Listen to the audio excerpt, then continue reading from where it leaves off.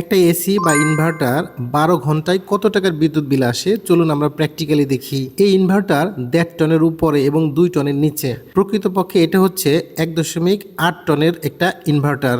এটা আমি 26 ডিগ্রি তাপমাত্রায় রাত্রি 12টার দিকে চালিয়েছি। সকাল 10টার দিকে 8 ইউনিটের মতো বিদ্যুৎ খরচ হয়েছে। যদি অ্যাভারেজে 10 টাকা ইউনিট বিদ্যুৎ বিল ধরি তাহলে 80 টাকার বিদ্যুৎ খরচ হয়েছে এই সময়ের মধ্যে। অর্থাৎ 10 ঘন্টায় 80 টাকার বিদ্যুৎ খরচ হয়েছে। আর যদি 12 ঘন্টা হিসাব করি তাহলে 100 টাকার বিদ্যুৎ বিল আসবে। এভাবে আপনি যদি 30 দিন এই ইনভার্টার এসি ব্যবহার করেন তাহলে আনুমানিক 400 থেকে 500 ইউনিট বিদ্যুৎ খরচ হবে এবং মোটামুটি আপনার 5,000 টাকার উপরে বিদ্যুৎ বিল আসবে।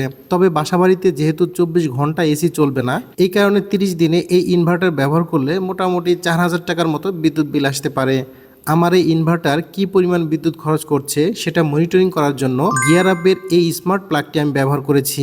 এটা দিয়ে দূর থেকে আপনি এসি চালু করতে পারবেন, বন্ধ করতে পারবেন এবং বিদ্যুৎ বিলের হিসাবও পাওয়া যাবে। এটা মিটারের মতোই কিলোওয়াট আওয়ার দেখায়, মানে কত ইউনিট বিদ্যুৎ খরচ করেছেন সেটা দেখায়।